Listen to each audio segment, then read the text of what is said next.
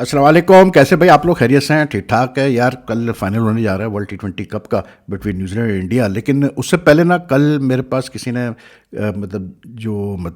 Channel के followers हैं, उनमें से काफ़ी लोगों ने मुझे एक फॉरवर्ड की, एक कैसे बोलते हैं, एक रील फॉरवर्ड की, जिसमें एक साहब हैं, वो कंपेयर कर रहे हैं जी। वो कह रहे हैं कि जी जसप्रीत बुमराह जो है वो ब्रैडमैन, डॉन ब्रैडमैन है फास्ट बॉलिंग का, ठीक है। और फिर वो कह रहे हैं कि जी I am very lucky, we are all very lucky to have lived in the era where Bumrah is playing and all that sort of stuff. बहुत तारीफ है बुमराह की, and the greatest fast bowler. मतलब उन्होंने ब्रैडमैन से कंपेयर कर लिया। तो जब मैंने वो रील देखी तो मुझे लोगों ने पूछा क्या कहते हैं वेद भाई। तो जब मैंने रील देखी ना, तो मुझे थोड़ा सा वो हुआ क्योंकि फॉर्चुनेटली खुशकिस्मत लोग हैं भाई कि मैंने तो कम से कम इतना जानता हूँ कि जर्नलिज्म में आने से पहले मैं क्रिकेट से इतना ज़्यादा पैशनेटली अटैच था कि हम तो वो लोग थे जो कि सुबह ऑस्ट्रेलिया में मैचेस होते थे तो हम ट्रांसिस्टर रेडियो पे जो है कमेंट्रियाँ सुनते थे और विजुअलाइज करते थे क्या हो रहा है वहाँ पर, ठीक है ना। तो मैं तो 76-77 से क्रिकेट को पगलों की तरह फॉलो कर रहा हूँ। फिर बाद में जर्नलिज्म आने के बाद तो फिर क्रिकेट ही हुई है और स्पोर्ट्स ही स्पोर्ट्स रहा है। लेकिन भाई हम अनफॉर्चुनेट है कि हमने पिछले 40-45 साल में जितने अच्छे फास्ट बॉलर्स आए हमने देखे, उनको परफॉर्म करते देखा, उनको बॉलिंग करते देखा, उनसे बहुत सारों से बातचीत भी की, इंटरव्यूज़ भी किए, उनके प्रेस कॉन्फ्रेंसेस भी कवर की। तो वी वर वेरी लकी, ठीक है। उससे पहले के जितने ग्रेट फास्ट बॉलर रहे हैं, चाहे वो वेस हॉल रहा हो, चाहे वो चार्ली ग्रिफिथ रहा हो, चाहे वो रामाकांत देसाई रहा हो, चाहे वो मोहम्मद नसार रहा हो, चाहे वो कैसे बोलते हैं फ्रैंक टाइसन रहा हो, चाहे वो हैरल्ड लारवुड रहा हो, चाहे वो आपका फ्रेडी ट्रूमैन रहा हो, चाहे वो आपका कैसे बोलते हैं ऑस्ट्रेलिया के फास्ट बॉलर रहे हो, कीथ मिलर रहा हो, ठीक है ना। ये सारे हमने इनके बस नाम सुने हैं, इनकी कोई चंद एक पुरानी वीडियोस देखी, लेकिन हमने इनको बॉलिंग करते नहीं देखा। लेकिन जिन बॉलर्स को मैंने देखा है बॉलिंग करते हुए और उनका कैरियर फॉलो किया है, तो I will say this much कि ये जो एक डिबेट है ना बुमराह की लेके हम चलते हैं, यार देखें, तीन चीज़ें बड़ी वाज़ेह हैं। ठीक, आप मुझसे पूछें कि is Bumrah the greatest ever fast bowler, no no. आप मुझसे पूछे कि जब हॉल ऑफ फेम अगर क्रिकेट का है, फास्ट बॉलर्स का हॉल ऑफ फेम बड़ी चीज़ होती है, उसमें बुमराह जाएगा, बिल्कुल जाएगा, ठीक है। बुमराह की खास बात क्या है? बुमराह की खास बात यह है कि जितने मैंने पास के बॉलर्स देखे हैं, he is the first bowler I have scene, because जो पिछले ग्रेड्स थे, जैसे मैलकम मार्शल ले लें, वसीम ले लें, वकार ले लें, या उससे दूसरी कंट्रीज़ के भी ले लें, आप जितने भी ग्रेड्स थे, हैडली, कपिल देव, जितने भी थे, इन लोगों को T20 नहीं खेले ये, क्योंकि उस वक्त T20 आई नहीं थी, ठीक है ना। ये रिटायर हो चुके थे T20 से पहले, चंद एक डोमेस्टिक मैचेस खेले होंगे तो खेले होंगे, लेकिन वैसे नहीं खेले ज़्यादातर, ठीक है। तो they never got a chance to bowl in T20। Bumrah की खास बात यह है कि Bumrah has played in all three formats, and his speciality is that he has shown that his ability to adjust to every format and then deliver for India, especially under pressure, definitely ranks him among the greats, definitely. But is he the greatest ever? No. बहुत सारे लोग disagree करेंगे, comments भी करेंगे, बुरा भी लगेगा, लेकिन जो फैक्ट है, क्योंकि हमने मैलकम मार्शल को देखा यार, हमने माइकल होल्डिंग को देखा, हमने एंडी रॉबर्ट्स को देखा, हमने सर रिचर्ड हैडली को देखा। वो आदमी जिसको लोग ज़्यादा जानते नहीं हैं, लेकिन सर रिचर्ड हैडली वो आदमी था जिसने फास्ट बॉलिंग को एक साइंस बनाया, सिंगल हैंडेडली उसने न्यूजीलैंड क्रिकेट को कहाँ से कहाँ पहुँचाया। इमरान खान, वसीम अकरम ले लें आप, बॉब विलिस ले लें आप, ठीक है। ये बड़े बड़े फास्ट बॉलर्स के मैं नाम ले रहा हूँ, चंद एक के मैं नाम ले रहा हूँ। डेल स्टेन ले लें, या उससे पहले शॉन पॉलैक ले लें, ये जितने भी रहे, वेस्ट इंडीज़ से भी बड़े अच्छे रहे, सब कुछ रहे, ठीक है। ये सारे बड़े ग्रेट्स थे यार, इनमें से चंद एक तो अपने ज़माने के टेरर्स थे। इनका जो पेस थी, जो इनका जो परफॉर्मेंसेस थी against top quality batting is amazing. आज बिल्कुल ये आर्ग्यूमेंट दिया जा सकता है कि यार बुमराह तो उस दौर में खेल रहे हैं जहाँ आपने एक ओवर में 2 बाउंसर से ज़्यादा आपने बॉलर को उसकी मेन वेपन से ही उससे ले लिया, आधा कर दिया उसके वेपन को, कि वो 2 बाउंसर करता है, एम्पायर कहता है काफ़ी है। तो बैट्समैन को पता है कि अभी 2 के बाद कर ही नहीं सकता। फिर आजकल विकेट्स ज़्यादा जो है बैटिंग फ्रेंडली होती है, कोई इसमें 2 राय नहीं, ठीक है। तो आई थिंक के Bumrah is playing in a very tough era for fast bowlers, but then his greatness is this, that despite playing in this era, he has learned, I think to me, he is one bowler who has learned the art of bowling in T20 cricket.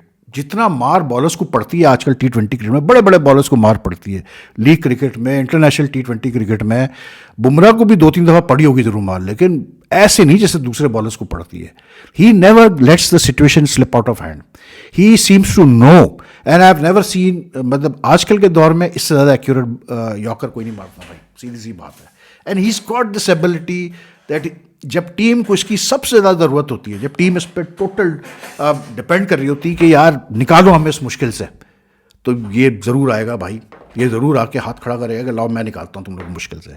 लेकिन ये कहना है कि जी बुमराह जो है वो Bradman है batting का, देखें ब्रैडमैन जब आप बात करते हैं आजकल, एक तो ये बड़ा एक मसला बन गया है कि ब्रैडमैन को तो पता नहीं क्या लोगों ने समझा हुआ है.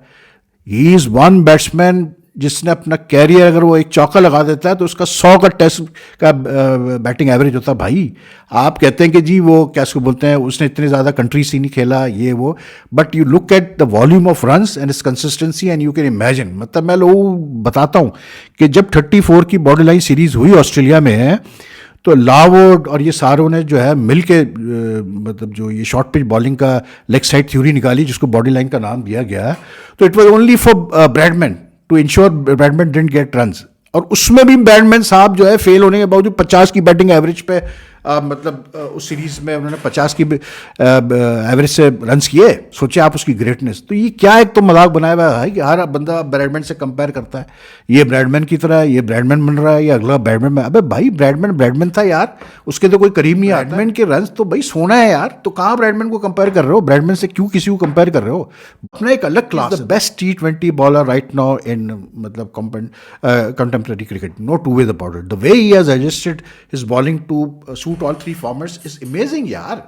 जिस तरह से उसका एक्शन है उस लिहाज से इसको तो बहुत इंजरीज होनी चाहिए थी, लेकिन he has fought through injuries, he has done everything, but he has yet he has kept coming back for India and delivering. Even for India I will say this, कि people who have not seen Kapil Dev, they don't know कि Kapil Dev क्या चीज़ थी यार. कपिल देव ने मतलब आप सोचे यार कि कपिल देव वो आदमी था जिसने आके इंडिया में, let's be honest, fast bowling को फिर से रिवाइव किया. ये जो कपिल और बुमराह की मैं बात कर रहा हूँ ना, बात ये है कि यार जब आप बॉलर्स को कंपेयर करते हैं ना डिफरेंट एरेस के, या जो मतलब इवन साथ खेले या ज़्यादातर अलग अलग एरेस में खेले, बहुत वेरिएबल्स होते हैं यार, बहुत वेरिएबल्स होते हैं. लेकिन there are some things which stand out, you know, which allow you to decide कि कौन बेहतर था, कौन कैसा था. अब कपिल की जो ख़ास बात है ना, जो मैं कपिल देव की बात कर रहा हूँ, ये थी कि when he came into the Indian team, उस वक्त फास्ट बॉलिंग का जो एक कल्चर था ना, वो इंडियन टीम में नहीं था. उस वक्त इंडियन टीम जो थी, बिशन सिंह बेदी कप्तान था when he played his first test in 78 in Faisalabad, और टोटल ये होता था कि जी स्पिन पे रिलायंस होता था. 4-4 स्पिनर्स खेलते थे, चंद्रशेखर, तो वेंकटरगवन, तो प्रसन्ना, तो बेदी खुद. और मतलब ये होता था कि जैसे एकनाथ सोलकार हो गया, या इवन सुनील गवास्कर ले लें, या आबिद अली, ये I mean the 70s and all, ये लोग लेट 60s 70s में अप टू अर्ली 80s ये मतलब नहीं गेंद करते थे 1-2 ओवर के लिए, उसके बाद जो है ज़्यादा कर उसका स्पिनर लग जाते थे. तो कपिल जिस एरा में आया ना, उस एरा में इंडियन क्रिकेट में फास्ट बॉलिंग का कॉन्सेप्ट नहीं था. He revived the concept of fast bowling in Indian cricket because like he played alongside people like Madan Lal, Roger Binny, and what do you call it, Karsan Ghavri and Prabhakar, Manoj Prabhakar, वो इनके साथ खेला. ठीक है. बाद में बहुत एंड में जब कपिल रिटायर हो रहा था तो उस वक्त आई थिंक श्रीनाथ ने शायद डेब्यू किया था, लेकिन he played mostly with these guys. अब मनोज प्रभाकर था, मदन लाल था, रॉजर बिनी था, ये घावरी था. घावरी तो बहुत पहले रिटायर हो चुका था.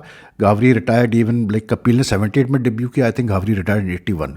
मदन लाल भी तकरीबन ऐसे ही, आप प्रभाकर थोड़ा सा लेट हुआ, लेकिन ये ऑन एंड ऑफ खेलते थे कपिल के साथ. और ये कोई इतना फियरसम बॉलिंग अटैक नहीं था, मीडियम पेस, फास्ट मीडियम ठीक था. लेकिन जब बुमराह आया खेलने के लिए 2016 में when he made his debut, ठीक है ना, एंड लाइक 2018 में उसने अपना पहला टेस्ट खेला, तो आप ये जहन में रखिए कि उस वक्त तक फास्ट बॉलिंग का कल्चर रिवाइव हो चुका था इंडिया में. And the sort of bowling partners that Kapil had and the sort of bowling partners that Bumrah has had since he made his debut, there's a big difference. Bumrah जब आया तो उस वक्त तक ज़हीर खान जैसा था, वो एक ट्रेंड सेट कर चुका था. श्रीनाथ एक ट्रेंड सेट कर चुका था. विराट कोहली, MS धोनी, इन सब ये जो कप्तान थे इन्होंने बड़ा जोर दिया फास्ट बॉलिंग के ऊपर, revival of fast bowlers in मतलब Indian cricket specially on away tours.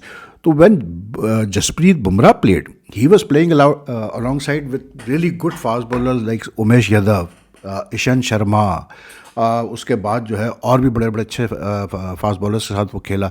तो it made a huge difference, you know, मतलब उसको जो सपोर्ट मिली. फिर बाद में आप देख लें शामी आया, सिराज आया, और मतलब अच्छे अच्छे फास्ट बॉलर्स थे. तो मतलब at that time Indian cricket में फास्ट बॉलिंग रिवाइव हो चुकी थी, फास्ट बॉलिंग को मतलब बड़ी इंपॉर्टेंस दी जा रही थी. तो when Bumrah made his debut and played, he has always had the chance to play alongside some very good fast bowler. याद रखिएगा इंडिया के, वो चांस कपिल को नहीं मिला.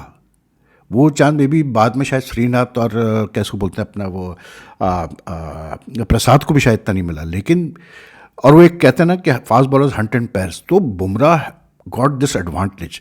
तो that is why when people you know say कि यार बुमराह बहुत ये वो करके, तो you have to look at these variables कि बुमराह किस दौर में खेल रहा है, कपिल किस दौर में खेला, अब जो दूसरे फास्ट बॉलर्स थे दूसरी कंट्री से वो किस दौर में खेले.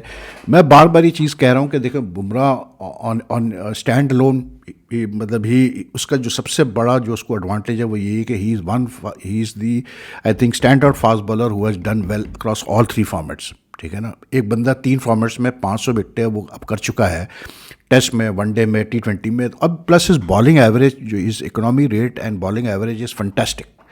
तो बुमराह की अपनी एक जगह है, मुझे उसमें कोई शक नहीं कि जो ICC हॉल ऑफ फेम है उसमें बुमराह की अपनी एक जगह है. और जैसा मैंने कहा कि अगर ICC हॉल ऑफ फेम होगा तो क्या बुमराह की जगह बनेगी? बिल्कुल बनेगी जी बुमराह की जगह. लेकिन you know to say that Bumrah is the greatest ever fast bowler produce by India, वहाँ थोड़ा सा मैं आके बोलता हूँ, क्योंकि ये जो मैंने आपको सारा डिबेट आर्गूमेंट दिया कपिल का, that's the reason why, you know. ठीक है यार, आई कैन अंडरस्टैंड कि आजकल की जनरेशन ने देखा ही नहीं है पिछले जनरेशन के प्लेयर्स को, तो वो क्या मतलब जो है कंपैरिजन करेंगे. उन्होंने सुना ही होगा या वीडियोस पे देखा होगा, बट दे डोंट नो कि एज पर्सनालिटीज कितने स्ट्रांग लोग थे ये सारे, ये जितने ग्रेट फास्ट बॉलर्स थे. आज तक कोई बैट्समैन यानी इतने साल की क्रिकेट के बाद, यानी आप छोड़ें 99 की बैटिंग एवरेज जो है उसकी बैट्समैन की, कोई बंदा उसके यानी what is the highest batting test average of a batsman आज तक आफ्टर बैट्समैन, देख लें आप जाके चेक कर लें. अच्छे बैट्समैन उससे करीब नहीं आते यार उसकी बैटिंग एवरेज. क्या बातें करते हैं यार, इतने कम मैचेस वो खेलता था, सब करता था. Look at his number of centuries. Bradman was a freak. ये क्या बातें करते हैं Bumrah. Bumrah is great, hall of fame में आएगा, one of the most versatile bowlers I have seen. But ऐसे ना करो यार. फाइनल की तैयारियां हो रही हैं. अच्छा, एक बंदे ने मुझे बड़ा अच्छा इंटरेस्टिंग वो भेजा संजू सैमसन के, मेरे वीडियो के हवाले से, कि संजू सैमसन को चांस दिए गए ओपनिंग करने के, लेकिन वो इतना सक्सेसफुल नहीं था वगैरह वगैरह करके. तो आपको पता है हमें तो फिर मतलब खुंदक तो है, हमने ठक करके हमने चेक करना शुरू किया. तो पता चला जी सैमसन साहब, संजू सैमसन साहब ने 53 इनिंग्स में T20 इंटरनेशनल में उसको 27 दफ़ा ओपनिंग कराई गई है. ठीक है, और उसके बाकी इनिंग्स में he has batted from 3 to 7. अब आप आए ईशान किशन, 44 इनिंग्स में 32 दफ़ा उसने ओपन किया इंडिया की तरफ से. अब आप आए शुभमन गिल, 36 इनिंग्स में से 36 दफ़ा उसने ओपनिंग की है. सैमसन को तो मतलब इंडियन टीम मैनेजमेंट ने, खास करके गंभीर वाली मैनेजमेंट ने, तो सबसे डिस्पेंसेबल प्लेयर समझा हुआ था. वो तो अभी उससे 2 जो इनिंग्स खेली है ना, उससे सबके मुंह बंद हो चुके हैं. लेकिन सोचें आप जरा यार, compare him to other players. Jaiswal जैसे को तो चांस ही नहीं मिला इतना खेलने का, लेकिन अब जब तक रोहित खेल रहा था ठीक है, उसके बाद से आप देख लें यही 3 ओपनर्स बेसिकली रहे ना आपके. ईशान किशन, अभिषेक शर्मा देख लें कब उसने ओपनिंग के अलावा कुछ किया कि नीचे गया वो बैटिंग करने. संजू सैमसन वो वाहिद बंदा जिसको आपने 3 से 7 तक खिला दिया भाई. यानी ये 53 में 27 निकाल दें आप, तो कितनी इनिंग्स बची भैया? 26 innings. Half of the time he batted in other position. उस पर भी उसका अच्छा खासा एवरेज है, डिसेंट एवरेज है. अपना ख्याल रखिएगा. If you like this video, like and share as much as you can. If you follow my channel but haven't subscribed us yet, please do subscribe to my channel and keep on supporting the channel. So take care. अल्लाह हाफिज. फिर आपसे मुलाकात करते हैं जल्द.